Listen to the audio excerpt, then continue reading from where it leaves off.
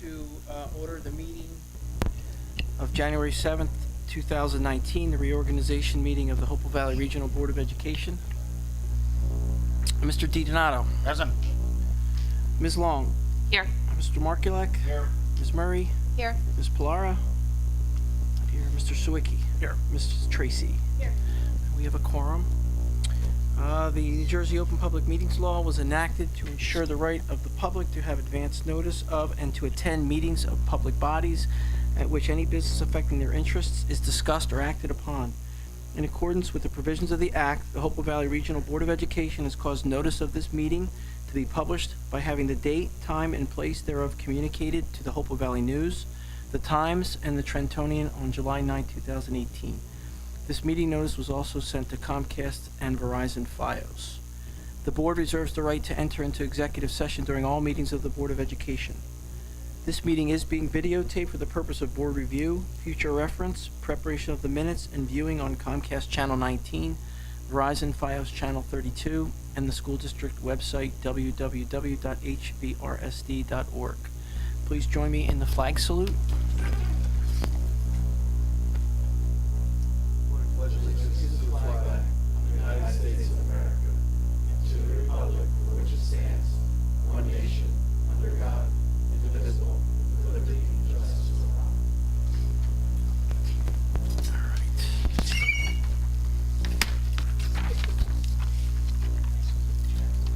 Okay. The first order of business tonight is to report on the election of our new school board members. We no longer have a vote on our annual budget, so the only election that we had on November 6th was for school board members. Pennington Borough had one seat up this year, one 3-year term. It was run unopposed, and Jenny Long wins the 3-year term and being reelected. By a landslide. By a Decisive How many win. people who did not vote for me or something? 11. We did have a 40% turnout in the borough, which was a nice thing. Hopewell Township had two 3-year terms up. The contestants were Deborah Linthorst, Deborah O'Reilly, and Arlene Curran. 2 members elected to 3-year terms were Deborah Linthorst and Deborah O'Reilly. Okay, so at this time we will meet at the podium to swear in with the oath of office our one incumbent board member being reelected and our 2 new board members.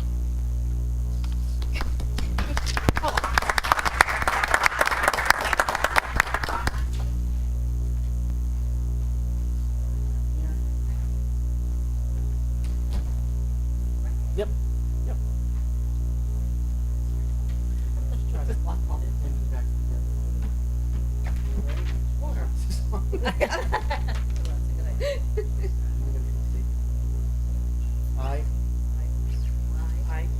Oh, we're supposed to be reading? I thought you Say your Oh, name. I, Joanna Long. Deborah O'Reilly.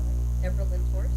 Do solemnly swear I swear that I will support the Constitution of the United States That I will support the Constitution of the United States.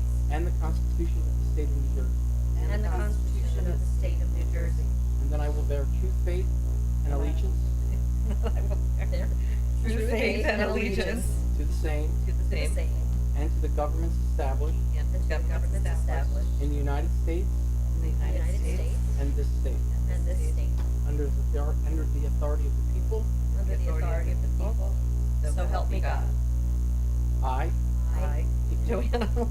Deborah O'Reilly. Deborah Linthorst. do solemnly swear Do solemnly swear that I possess the qualifications that I possess the qualifications prescribed by law prescribed by law for the office of a member of the Board of Education, for the office of a member of the Board of Education.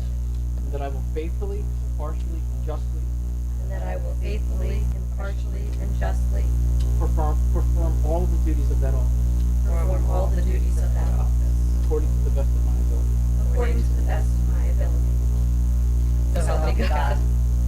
Welcome to the Hopewell Valley Regional Board of Education.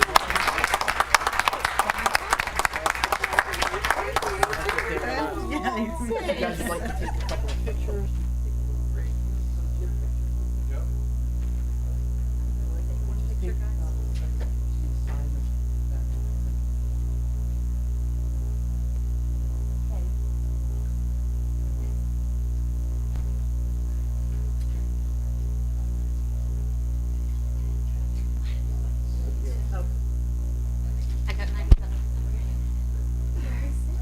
Brittany, maybe. Might have been the Chicago Bear.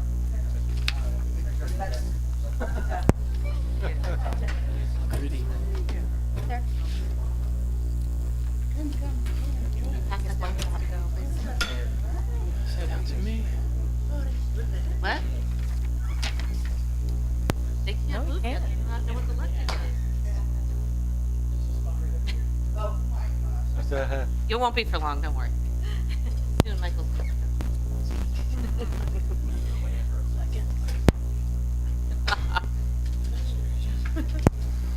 You missed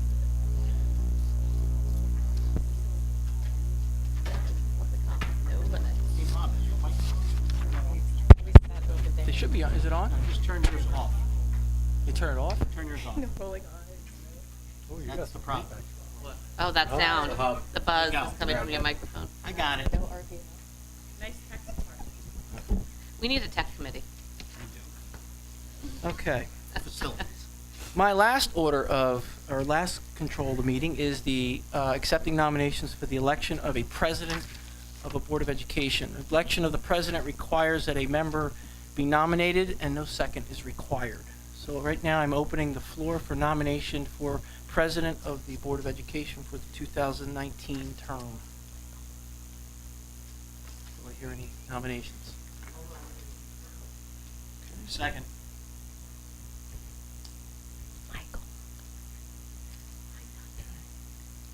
Are there any other nominations for president?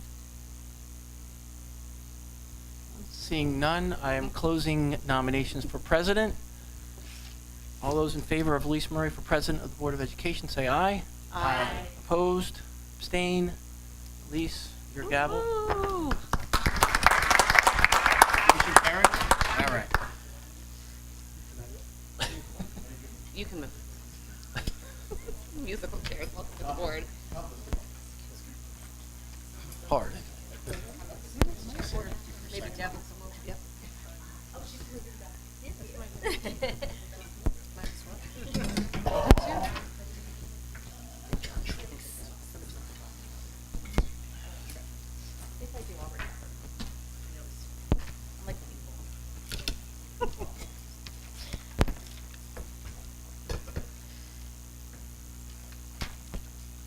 Thank you. Hopefully it's true.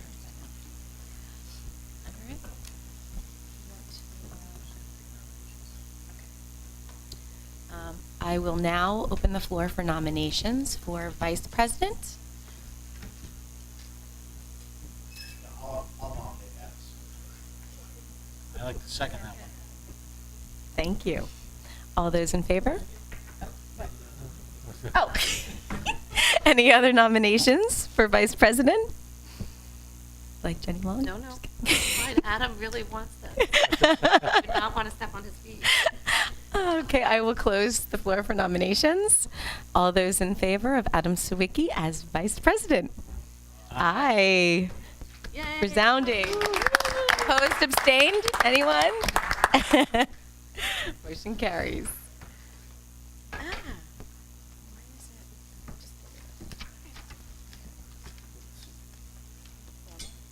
Oh, okay, great. Okay. Dr. Smith, would you like to start with the report, please? Absolutely. I'd like to welcome everyone back to a new year, and to our new school board members, welcome. Thank you for your willingness to be part of this important, I think, function of the community. I think you'll find, as we've spoken before, this to be a good group, really trying to do what's right for kids in our community as best we can. So it's been a very positive experience for me, and hopefully you'll find the same. I think it's, again, a very supportive board, and our door is always open for any of us. Any questions you have as we go through this. Tonight we'll have the ethics presentation by our attorney, Mr. Paul Green, who will guide you through some of the do's and don'ts. But anything on a day-to-day basis, feel free to jump in and just ask any questions. With that, I would just like to say, we'll have our more formal meeting next week with our student representative. Obviously, before break, we had a significant incident at the high school, which I communicated to the community and sent a follow-up email to the community last Thursday.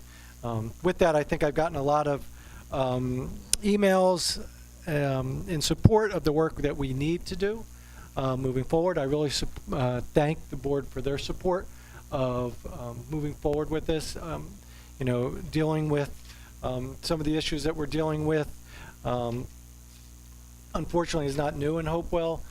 We've been focused on the equity work for a number of years, and as I highlighted in my letter to the board, if you look at our mission statement and you look at our diversity statement on the district, it is a value that we believe in as we're trying to move forward. And what occurred, obviously, we do not accept in our schools, and we need to move forward from it, and we need to educate our students and our community from that.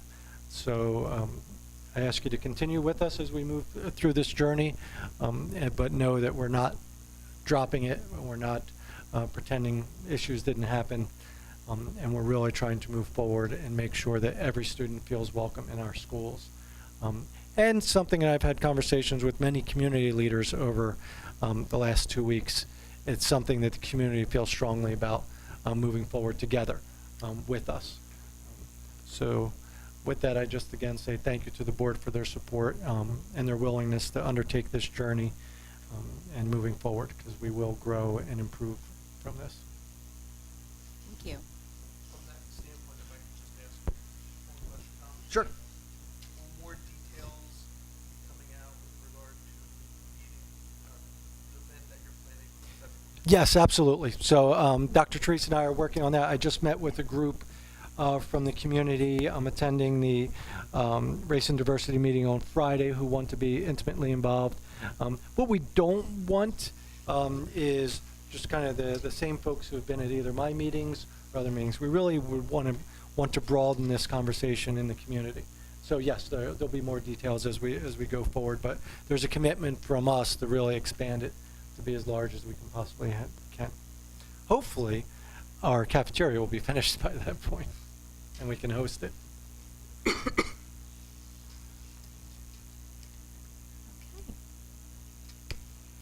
Thank you, Dr. Smith.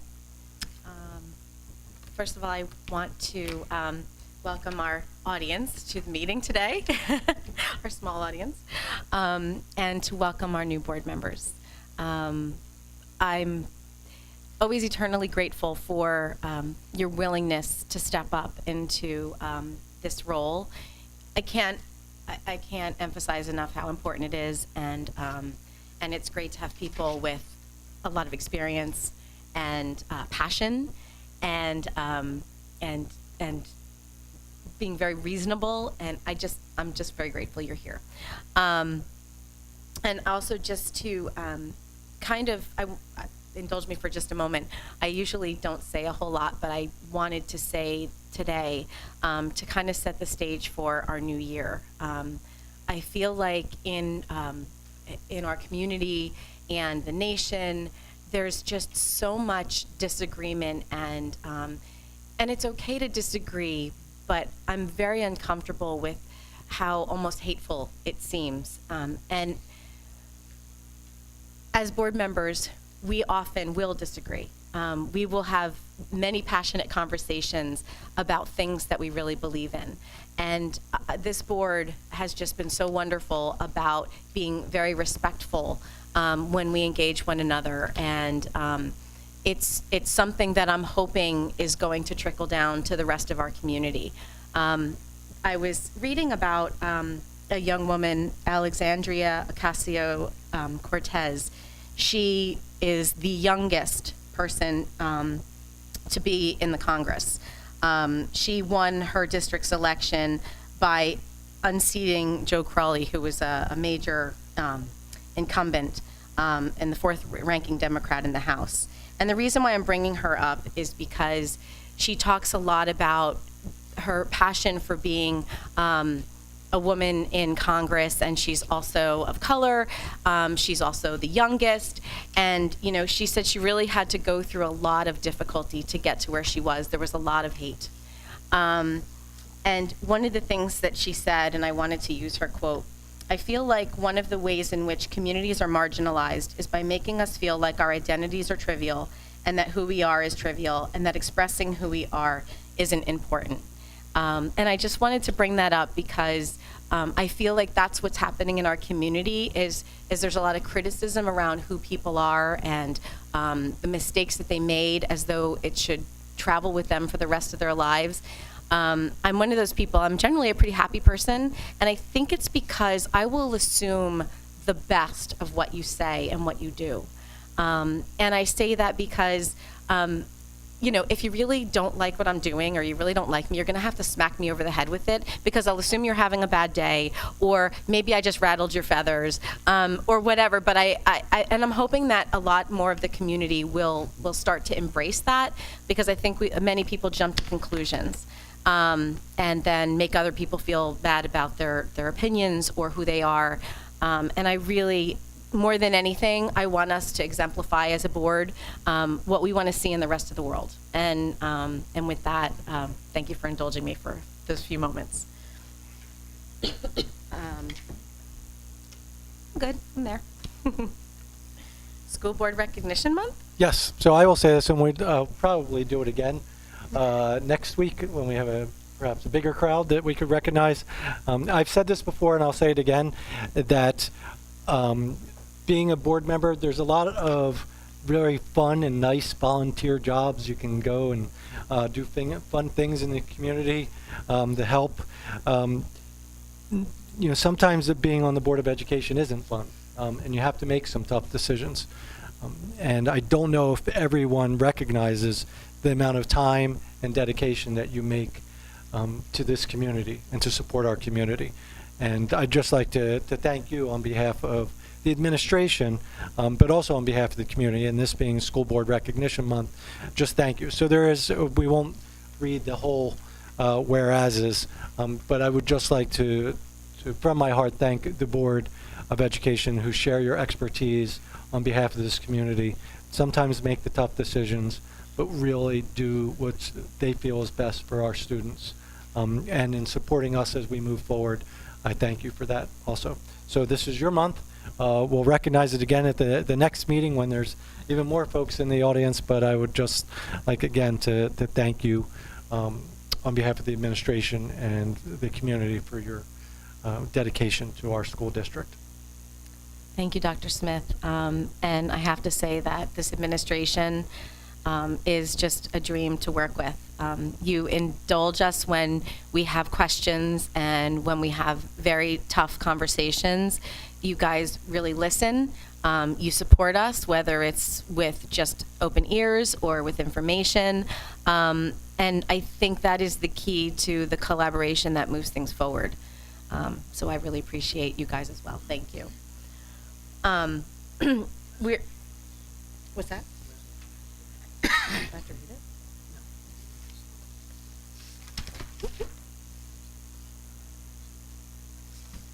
Sorry, it took a while to find that. Okay.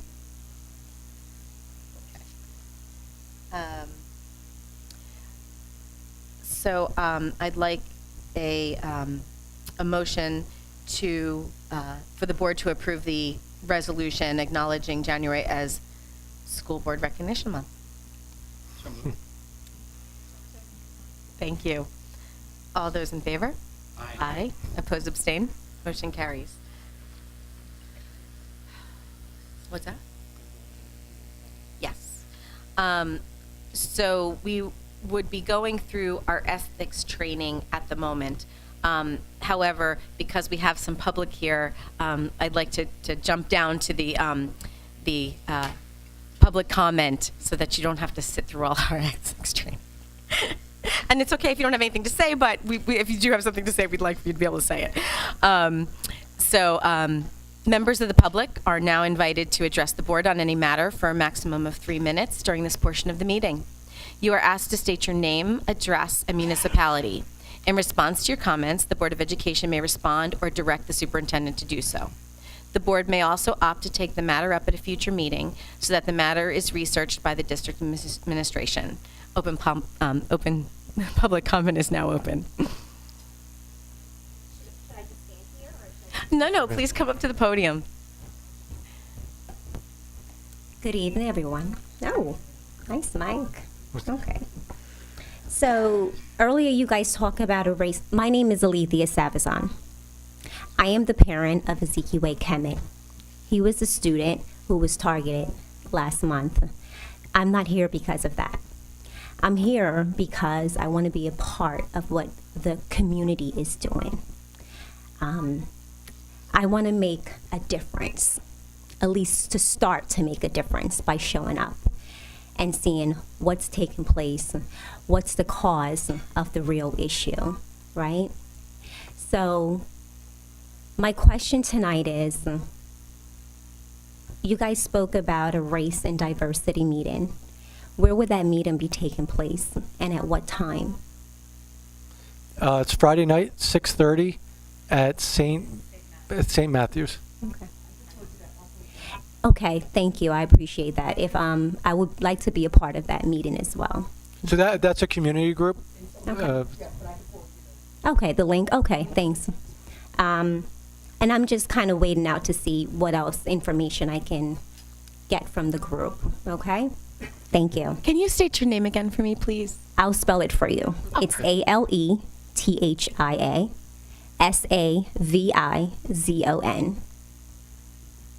Savion? Savazan. Savazan. Mhm. Thank you, Ms. Savazan. Thank Really you. appreciate you coming out tonight. Thank you.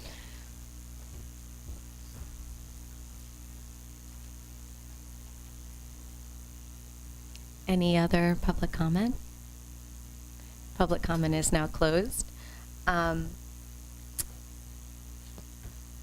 Ms. Avion, I'm so sorry for what happened. And we are grateful that you're willing to come and support us.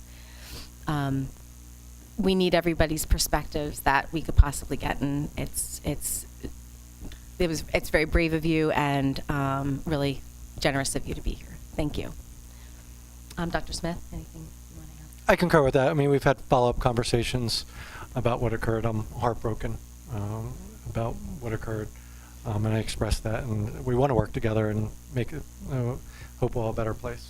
I think it is part of it sharing perspectives, and folks can understand. Thank you.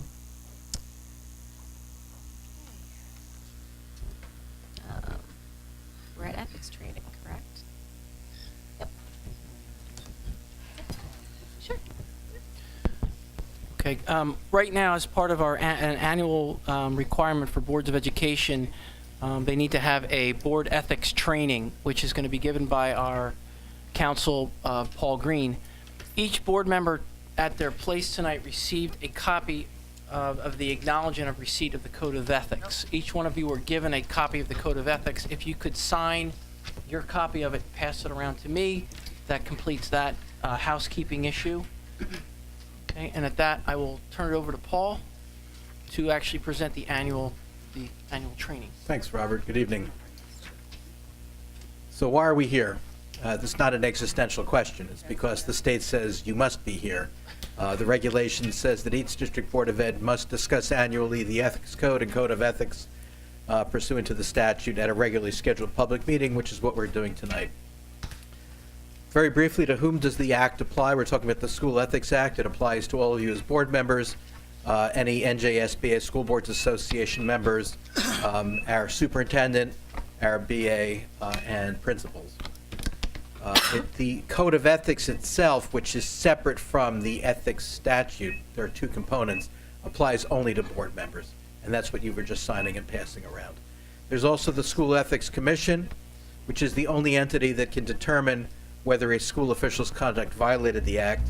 Once upon a time, boards would sometimes censure board members.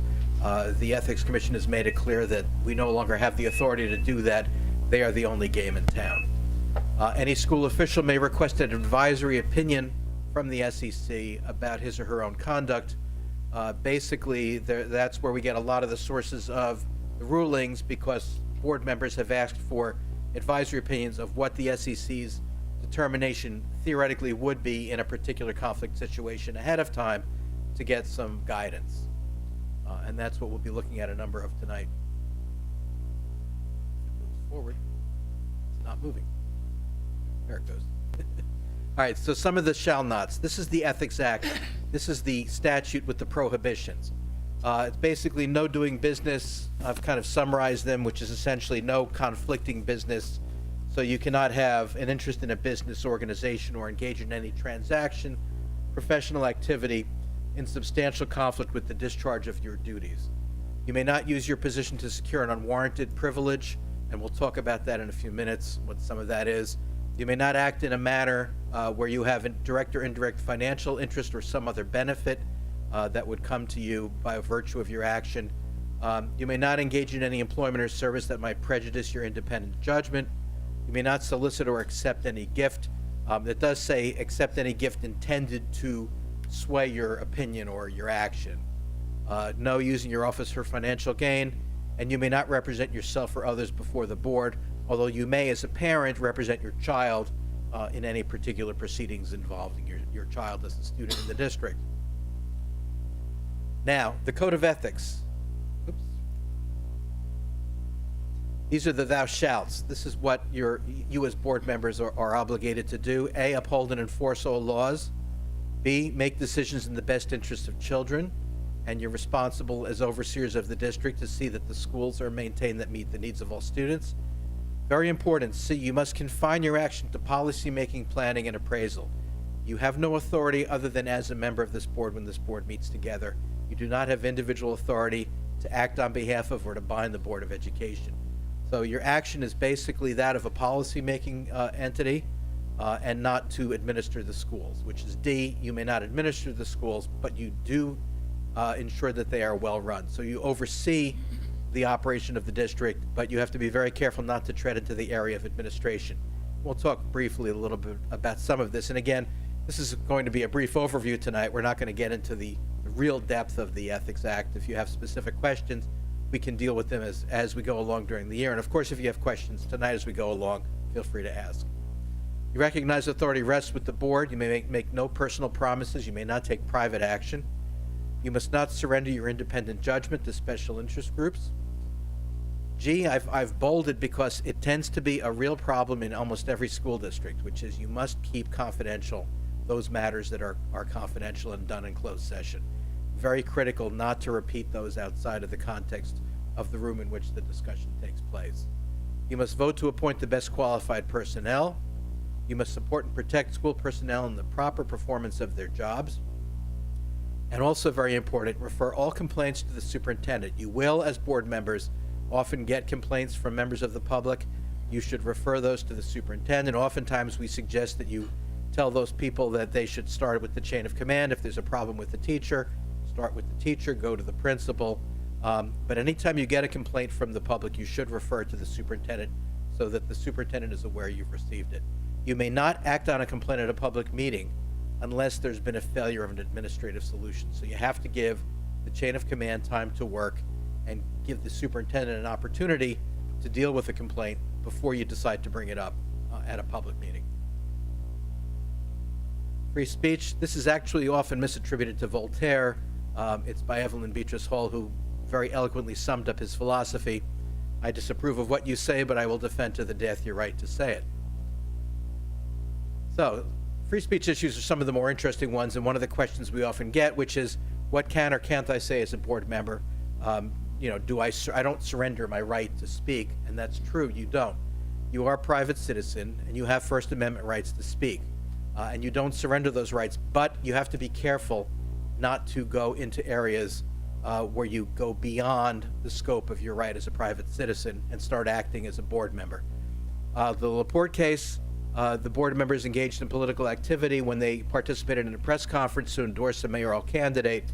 That case basically held that they did not surrender the right to do that. We'll talk about in a minute the kinds of things you have to be careful to make clear when you do act in these kinds of capacities. Misuse can still result in a violation of law. You are still subject to slander or libel, defamation actions, so that if you defame someone, you can certainly be sued. You can also violate the School Ethics Act in speaking in public, so you have to be very careful, what it is you're saying. So some of the statutory pitfalls, we kind of summarize those up above, but it's, again, confine my board action to policy making. So you have to be very careful that in speaking in public, you not go beyond the policy making, planning, and appraisal role, framing policies. only after the board has consulted those who will be affected. Recognize that authority rests with the board. No personal promises nor any private action that may compromise the board, and we'll talk about private action in a minute. Again, hold confidential all matters and support and protect school personnel. So what is private action? Very simply, it's something that's not board action. Also, in this case, has to compromise the board. Back when many boards voted on the budgets, somebody who took specific action against a budget, for example, and we'll talk about the specifics in a minute, can, in certain circumstances, go beyond the scope of permissible First Amendment speech and actually put out information that results in a budget defeat. That would be private action compromising the board. We'll see that in a second. Another case was a board member serving as chair of the Technology Committee sent a letter to a private donor requesting donation towards the district's upgrades. Very great motive. I mean, there was nothing nefarious about it, acting in the district's interest. Unfortunately, the board had not authorized the letter, and the board had yet to approve the short-range technology plan for implementation. And the commission found here that this was private action.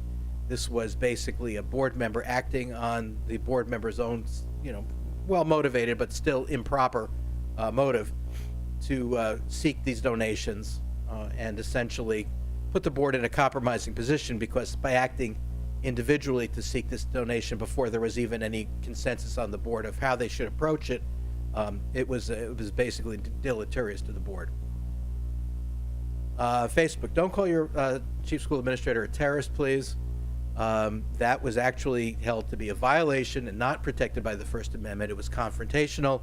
It undermined the superintendent and the performance of duties, and the statements were accessible to the public. Although they were made on Facebook, it was a public page. So calling the superintendent a terrorist is not recommended. However, here's where a Board of Education member distributed a flyer and a re-election campaign. Incomplete fiscal information regarding the tax impact of the budget. Here, again, this was private action, and here it compromised the board because the information was misleading and was designed to have an impact on the budget. So here there was a nefarious motive, deliberately putting forth false information intended to essentially defeat the budget. Free speech case is another one. This is a board member whose wife was a team leader in the middle school.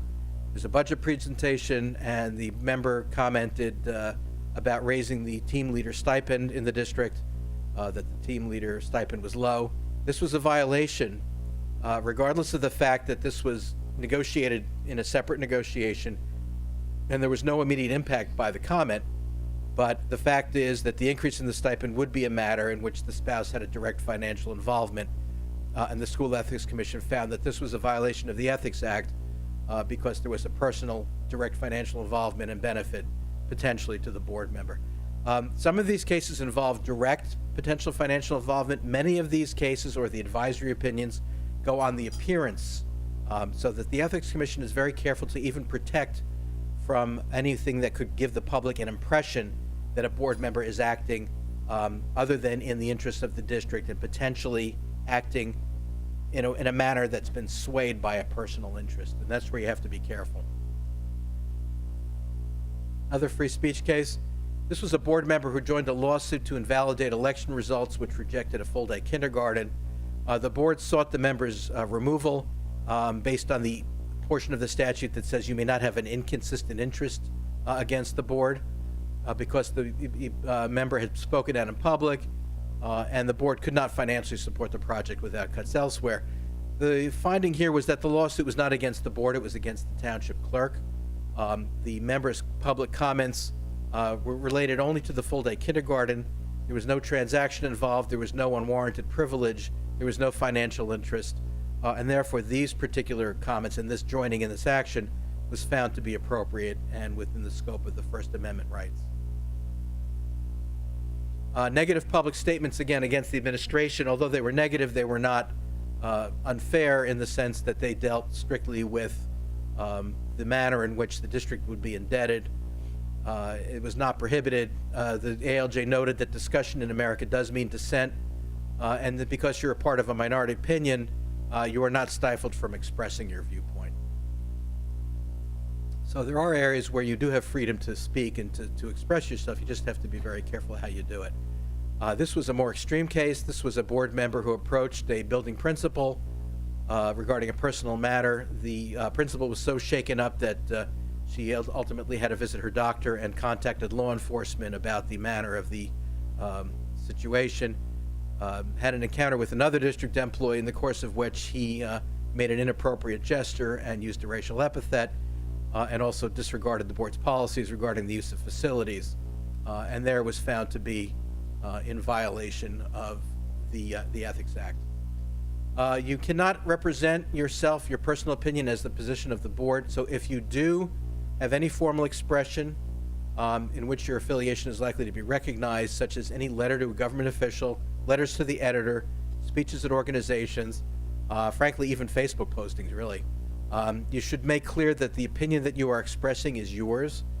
The Ethics Commission has said you should identify yourself as a member of the Board of Education, since people will generally oftentimes know that, but you should make that clear, so that you're a member of the Hopewell Valley Board of Ed, that the opinion you express is that of your own and not does not represent the opinion of the Board of Education.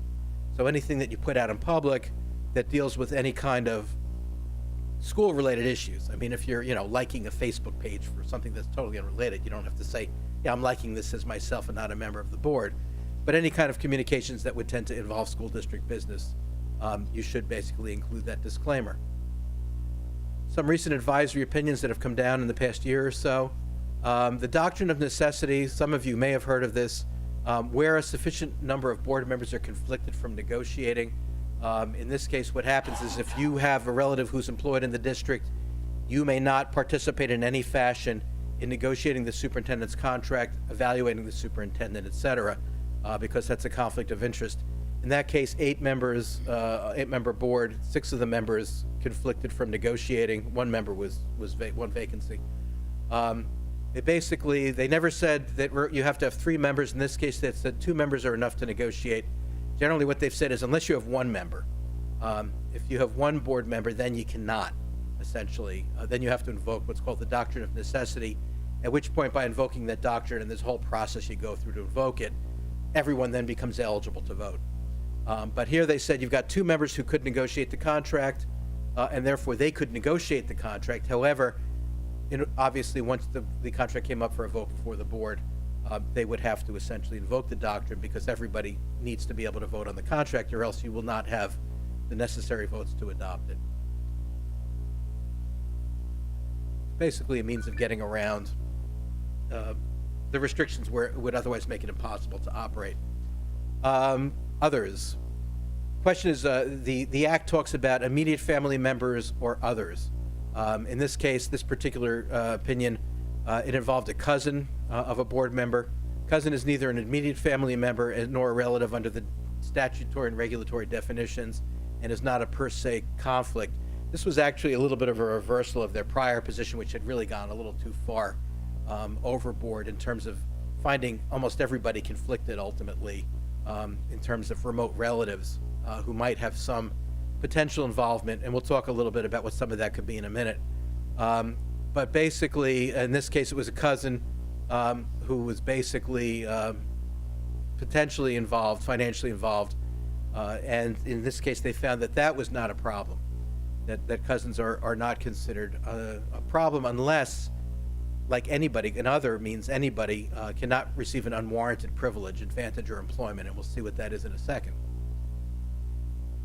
There's a table of negotiations conflicts in this one particular advisory opinion that talks about when you have a conflict of interest, when your spouse, a dependent child, or a relative, which is there's a variety of definitions. It includes siblings, aunts, uncles, grandparents, are involved either in a member of the local union or a current member of any statewide public teachers union. There are various restrictions. We don't have to get into that a lot tonight. You just should be aware that if you do have a relative who is basically employed in another school district or in this school district and is a member of the union in those other school districts, just be aware that you just need to make sure that you don't have a conflict that prevents you from engaging in the negotiations process.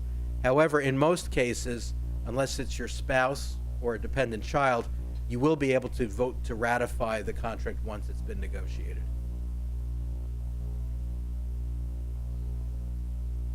This we talked about actually last year. It had just come down actually right before last year's organization meeting. This was an 18-year-old student who became elected to the board. The question was, may that student serve on the board? Basically, the Ethics Commission found that he could, that basically there was no reason to treat him any differently unless there was a specific conflict that might come up involving that student. There was a more interesting one a few months after that, which was another 18-year-old student who was elected to the board. 2 siblings in the district, mother's school nurse, father is the varsity golf coach. There, because of the parental involvement in the district, he could not participate in evaluations, personnel actions, or anything else involving persons in a direct reporting relationship to the parents, including the superintendent. Could not vote or serve on the negotiations committee. Otherwise, could vote on policy formation, payment of bills, budget, hiring of professionals, and approval of contracts. And interestingly, the student was eligible for a $10,000 senior scholarship. The selection committee was made up of teaching staff, principals, and the football coach. The board had nothing to do with the scholarship award. They were not involved at all. And they held that, again, you're only a board member while you're serving and sitting on the board at all of the times he's a student, and therefore he was not disqualified from being eligible for or receiving the scholarship. I don't know if he actually got it. There we go. Here's another one. A member's spouse's cousin, so this is the wife's cousin, works in the district, is a member of the union, but holds no leadership position in the union, is not on the bargaining team. Question was, could the board member participate in negotiations? Yes. Participate on the finance committee with salary guide analysis. Again, because the cousin is an other, meaning some other person. So there was no immediate or even relative factor involved. It didn't trigger that. It was only the general, you cannot extend unwarranted privileges to your immediate family or others. And unwarranted privileges, the Ethics Commission threw a few examples in this particular opinion, which basically said, for example, let's say that a position became available for which the cousin applied, was not the most qualified candidate, and not recommended by the superintendent, and yet the member voted, let's say, in favor of the cousin. Well, you cannot vote in favor of an appointment that the superintendent has not recommended, and that would be clearly a violation. Or let's say the cousin came before the board on a disciplinary matter that was warranted, and the member actually convinced the remainder of the board not to take action against the employee. Or the cousin was a coach in the district, and the member sought additional stipend for coaches generally without particular cause, but not other staff who serve in a similar extracurricular capacity. So some of the warranted privileges, you don't normally see warranted. It's always unwarranted. It's like nobody's ever gruntled. They're always just disgruntled. Negotiated with the union and ultimately agreed to raises for staff, including the cousin.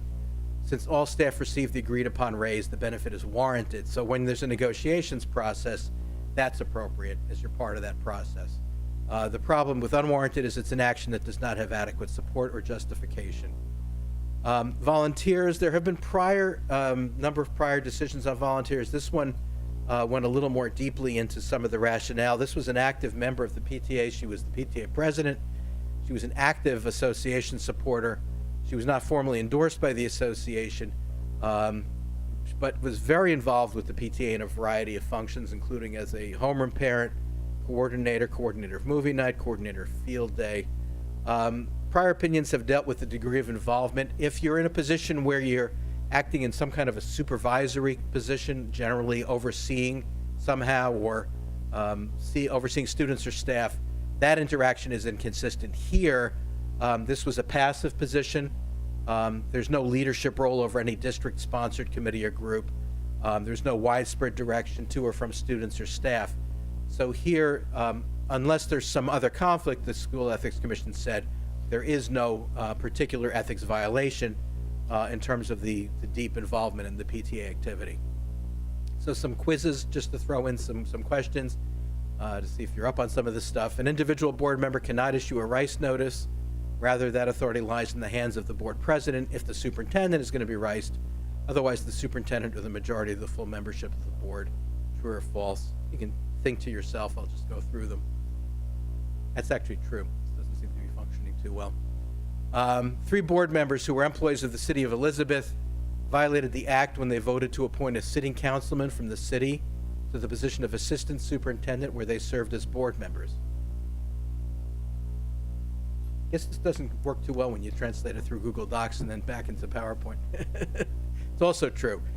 Here, in fact, because they voted to appoint essentially their employer, because the councilman is on the governing body of the entity that employs them, they had a conflict of interest.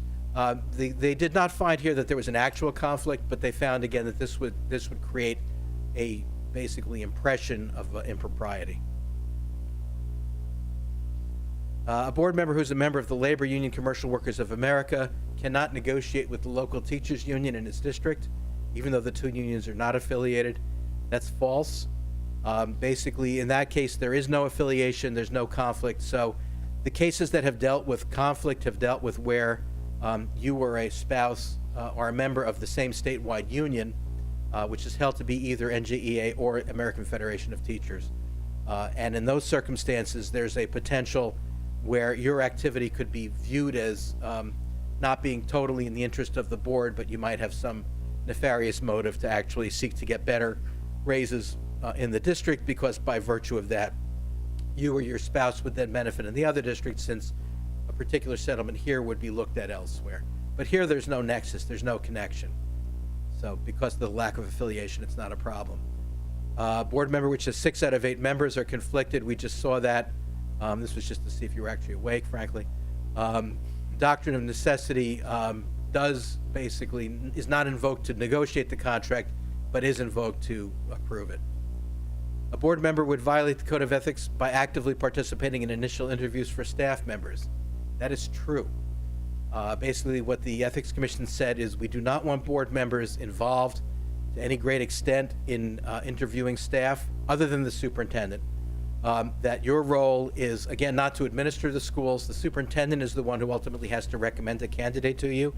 To the extent that you have a personnel or HR committee, 1 or 2 members, they said, could sit in on an interview, provided that they're only there to provide feedback to the superintendent and not to actively participate. But they made it pretty clear they didn't even like that part of it. They were only kind of saying, if you have to, that's as far as you can go, because it's not a role of a board member to actually interview and to recommend an appointment. That gets into administering the schools. Similarly, there's another case that had come down before this that said board members may not participate in exit interviews also for the same reasons. Back and forth email discussion between 4 members on a 9-member board regarding their, let's call it the Finance or Business and Grounds Committee, may constitute a meeting under the Open Public Meetings Act. Technically not an ethics issue, but shows you kind of some of the interplay back and forth between both the Sunshine Law and the ethics law. Most likely that is false, because you don't have a quorum engaged in it. I would caution you not to engage in back and forth discussions over emails which involve a majority of the board, because at that point you could be conducting a serial meeting, in essence, over electronic means. There are other states which have held that that violates their Sunshine Law. There have been no New Jersey cases on it yet, but it's pretty likely that the courts would hold here that if you start having essentially an involved discussion about board business over the internet that involves a majority of the board members, you could be conducting a secret meeting. And any board member may endorse candidates so long as the endorsement is clearly made as a private citizen. That is true. Again, you have to make clear that you're acting or endorsing as a private citizen and not as a board member, and not speaking on behalf of the board. And this also goes back again to the cases on volunteer activities. This was an individual who was involved in the marching band, building props, loading and unloading instruments, moving equipment. In this case, it is false. That would not violate the act because the members' interaction with staff and students was very limited and was not supervisory. And that's basically. Does that last one extend to most all 501c3 kind of organizations? Yes. Yeah. Fire club, Right. As long as you're not directly starting to like supervise or direct students and or staff. They actually are very careful about, you also should not be directing students. That should be the job of the the advisors or the coaches. But yeah, that applies to any of these outside organizations. Exactly. It might be worthwhile to mention that in some of our coaches and staff, right? I mean, you do have kids that film sporting events, kids that film, band concerts, things like that. Right. Under direction, affiliated with 501c3s. Right. So, sure. Yeah, Mike's talking about where a board member's involved with the club or the 501c3. Most of us have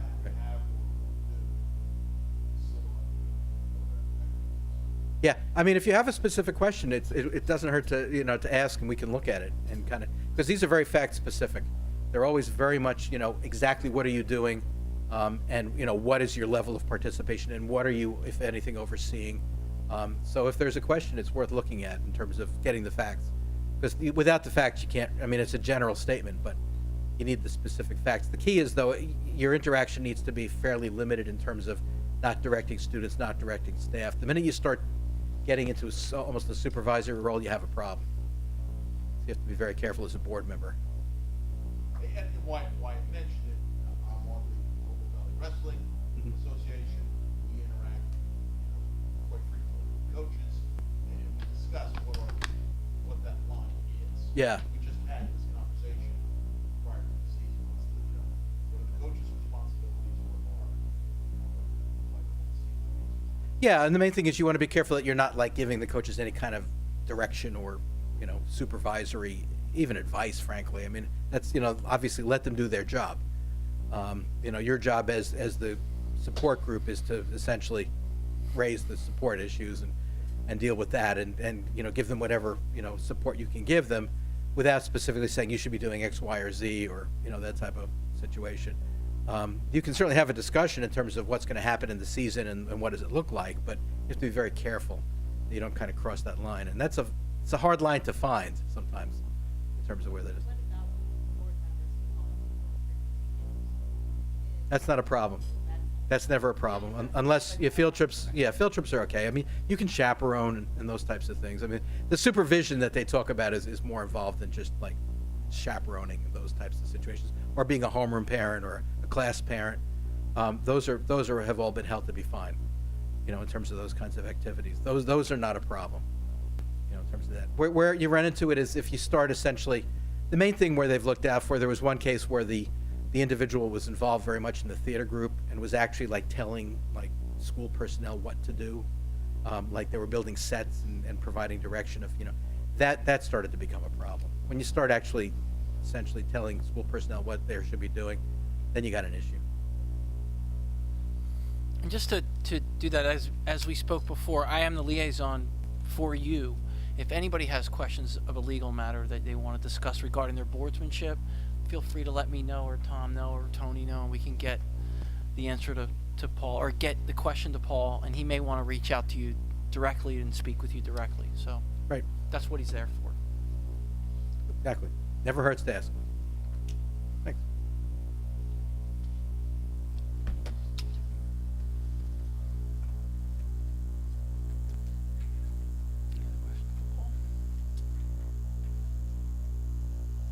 Does anyone have any questions they want to bring up at the moment? We're in a little bit uncharted territory for many of us because we do have now you're currently on in the union for Montgomery, correct? So I'm wondering if you have any direction on if there's anything in particular you can think about that we might need to be careful on how we tread, like the questions we ask of her or what she says. I don't know. Do you have any thoughts? No, I kind of was hoping to get a lot of those questions answered at the training this weekend that Deb and I are going to. Mainly about negotiations and, me being head negotiator for my district. Yeah, you basically, I mean, they'll tell you, they will certainly, give you that background, but you really can't take part in any of the executive session discussions to the extent we have them. So you'd have to leave the room when those discussions occur. And As a member of NJEA or as a member of a? as a member of NJEA, Oh. right, in another district. So what they've said is, now, if you're the chief negotiator in the district, that's something we may need to take a look at, because you cannot participate in the negotiations clearly as a member of the NJEA. Whether you can actually vote to ratify the contract, as a member of the NJEA, you can. If you're actively involved as the chief negotiator, that may be an area where perhaps you should abstain and not vote, and not get into that. What the Ethics Board has said, the Ethics Commission has said is, they look very much at the role of, other potential conflicts, and if you're very actively involved in negotiations in another district, that may take it to another level. And so there, you'd have to really be careful. So you said she can't even be part of our executive. She cannot even be part of the sessions executive discussion. As a whole board. Right. So if you ever have a negotiation in closed session, negotiation discussion in closed session, Deborah would have to excuse herself. Can we, like, hypothetically, like, discuss anything with her? Like, for example, this is a kind of contentious negotiation. So if we had questions regarding how to handle, we can't really talk to her about any of that, right? I mean, you could have an individual discussion. I would not do it as a board. Okay. But you certainly could, talk one-on-one if she has any ideas or, thoughts or input in terms of that. But I would like to provide in some way, however I can, where it's, where I'm able to, where it's right. appropriate perception of a teacher and of a negotiator in another district, and I would like to help in that manner any way I can, but of course not where it's improper. So Yeah, you have to be very careful, because that is a fine line. And, if there are discussions of strategies or, if your take on something, as long as it's not specific, you really can't get into the specifics. You cannot get into the nitty-gritty of the details. If you're talking philosophy or approach or strategy, there might be some areas where you could do something. But yeah, you're walking a very fine line there. So you have to be very careful, in terms of what that might be. And definitely no discussion of the specifics, in terms of that. So there can't even be hypothetically, let's say, no. Don't talk about the details, because that could get you into hot water. Thank you. Thanks. Anything else? Okay. Guess you're excused. Oh, you're going to stick around for executive Yeah. session? Yeah, I was going to just give a couple executive session items. So next up is consent agenda. There are quite a few things on the consent agenda. Do we, I need a motion. Mhm. I need a motion for opening the consent agenda. Thank you. So with the board liaison assignments, like, they all got a copy of that? Mhm.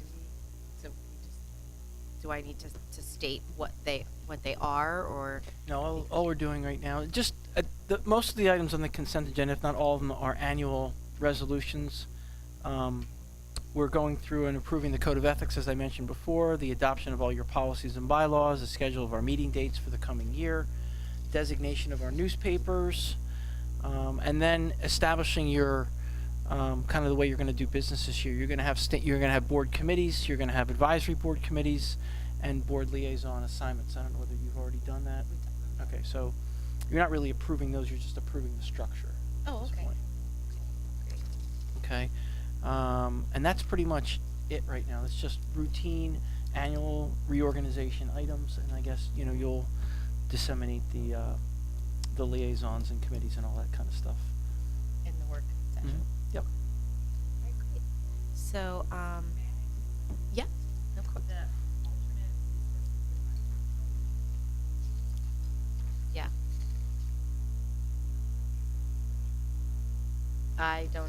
We don't have one.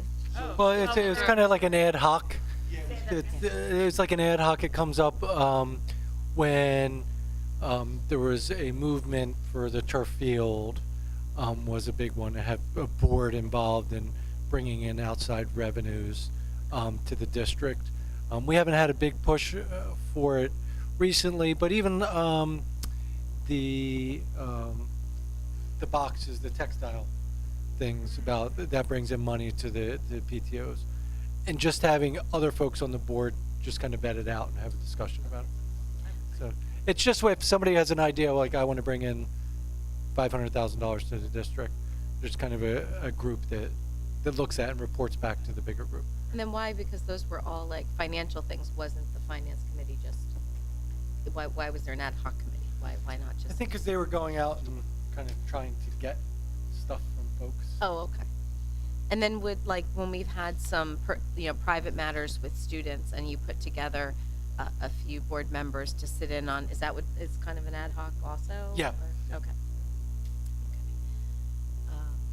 Great. Anything else that needs to be discussed on consent or anything that I need to remove from consent? And especially Debbie and Debbie, any questions for you guys? Anything you're not comfortable with? So all those in favor of accepting the consent agenda? Aye. Opposed, abstain? Motion carries. So members of the public are invited to address the, what? Calendars first. Is that next? Yeah, it's a public comments. All right, Mr. Public Yeah, comments. go ahead. Members of the public are invited to address the board on any matter for a maximum of 3 minutes during this portion of the meeting. You are asked to state your name, address, and municipality. In response to your comments, the Board of Education may respond or direct the superintendent to do so. The board may also opt to take the matter up at a future meeting so that the matter is researched by district administration. Public comment is now open. Okay, public comment, seeing none, public comment is now closed. Thank you. And, Several public comments. yeah, is there? Well, I did jump one ahead, so Yeah, that was the only one. didn't have to sit. Okay, so any items of old business anyone needs to bring up? Okay, seeing none, we're at board calendars. Okay, January. So we do have our list of committee members. I don't think they all have a copy. Well, they have a copy in their email, but yeah, not in front of them. So I'll read through. So Ed program, Pilara is chair, and then Sawicki, Tracy, and Linthorst are on the Ed program. So Ed program. Where's my calendar? There we go. So Ed program is scheduled for 8:45 on the 14th, and it goes to 10:30, right? Yes. At the lead. Are we gonna keep it that time? Would you like it? I don't, it's, yeah. It has to be during the day. Right. Yeah, that has to. Can you make 8:45? Yeah. Is that all right? Yep. Yeah. I'm always the late person. But we don't, we rarely go. Right. So finance and facilities, Di Donato chair, Markalek and O'Reilly.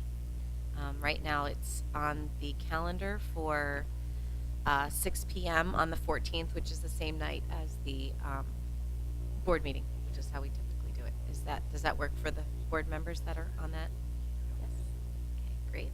And we gotta talk next time about having a longer one.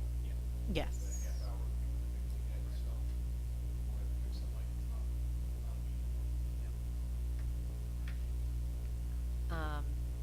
Next up is personnel. Tracy chair, Long and Markalek. And you are currently scheduled for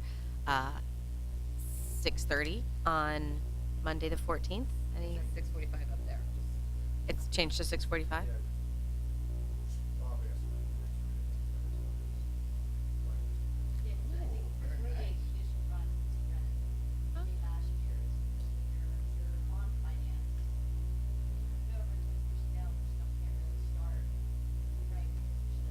Is there crossover this time or no?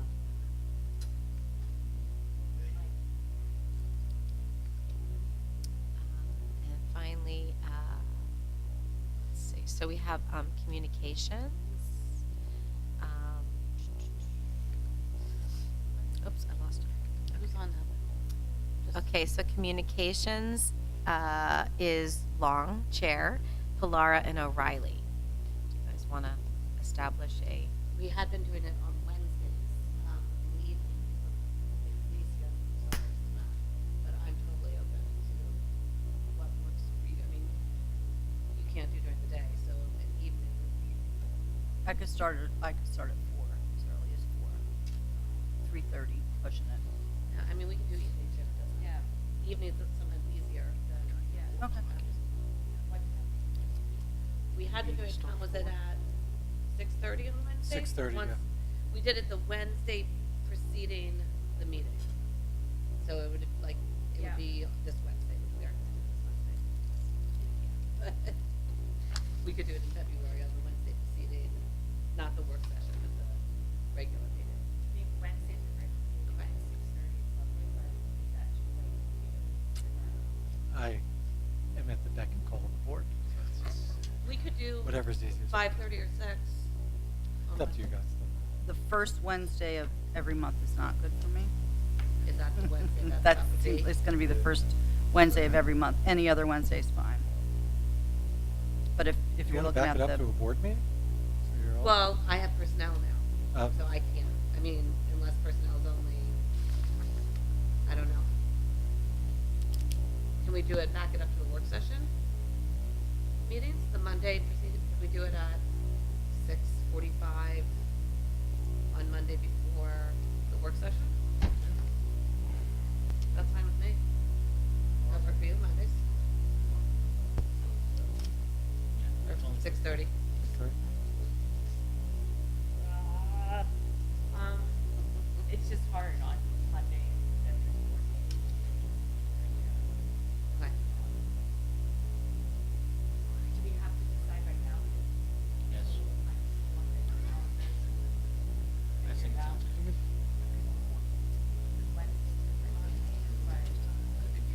Different Wednesdays or? Yeah, we just were doing Yeah. it leading up to, I mean, I don't have the full calendar here. Leading could do up the last to, so Wednesday that it was of every month. before a regular board meeting, so we could report out the regular board meeting. That was the reason why it was done then. but Doesn't the matter. last the last Wednesday of every But month. the last Wednesday of every month is fine, Yeah. That works. Sure. which makes it, I don't know what makes one, which makes it 27.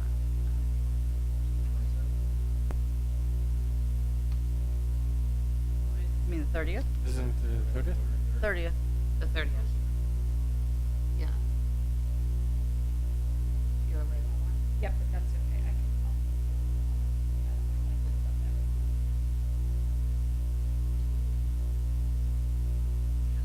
5:30. 5:30? Works for you, Deborah? 5:30? Okay. What works Maybe for you? Tom can get out of here a little earlier. Elisa, you coming to this now, or are you? yeah, I'll Okay, come to 5:30. everything that I Good. can. I can do my best. We can change it Yeah, till 6 if right, it doesn't work. I yeah, mean, so it doesn't let's have to start set at in stone 5:30. every I mean, month. is there an issue with potentially having, like, if she's running late or whatever, her being able to just call in to hear what's going on? Probably not. Or if I am, or whatever. Or we can be in touch earlier and say we're bumping it back 15 minutes. I mean, we're all pretty flexible. Great.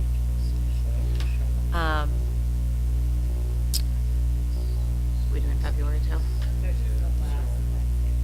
So February would be February 27th.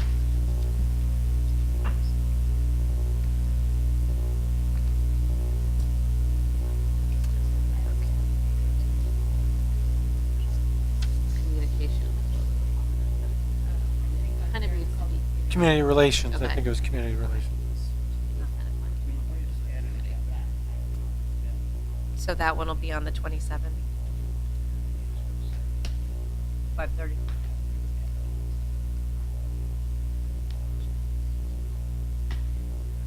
And Bob, are you good with,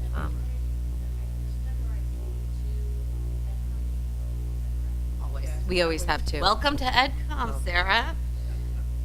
They're the longest meetings and they happen the most frequently. It's tough. That's because of this meeting. Couldn't do it today. There was no committee. But I want to talk to you at some point with me about when we have them on the half days, when we have professional development. That's a hard. Yeah. Because, you know, a lot of times the supervisors and I am associated with something like that. So what month is that? Or it February the 4th. I worked around it this month, but it doesn't make sure. Oh, yeah. Some compromise.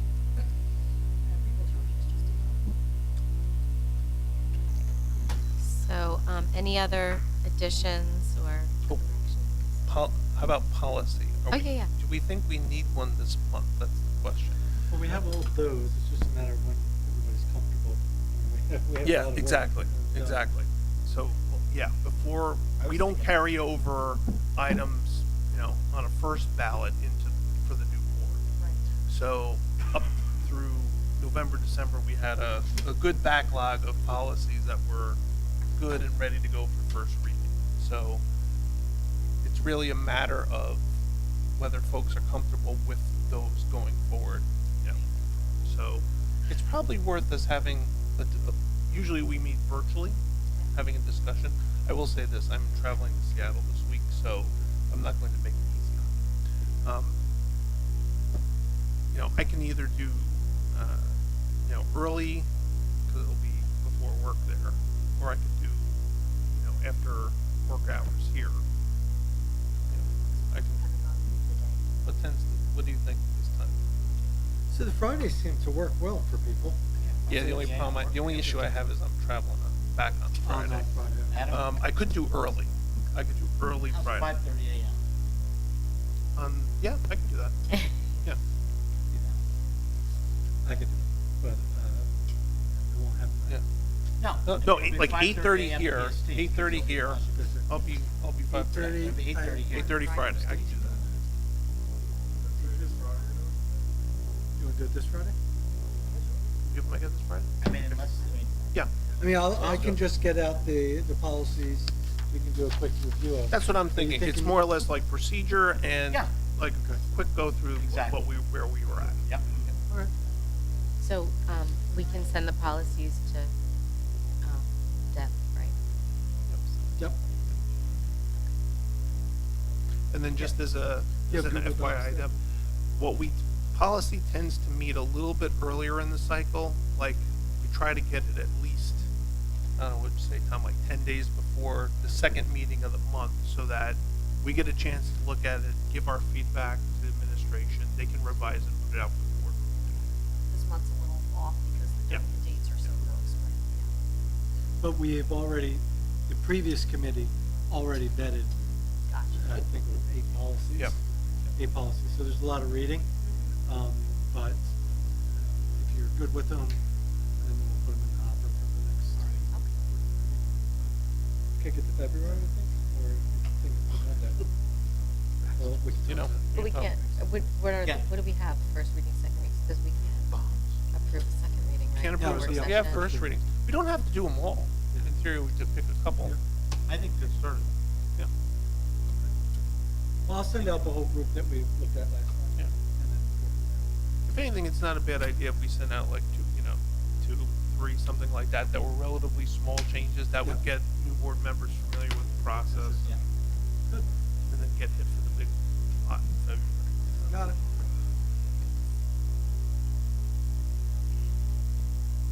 Anything else to add to the calendars?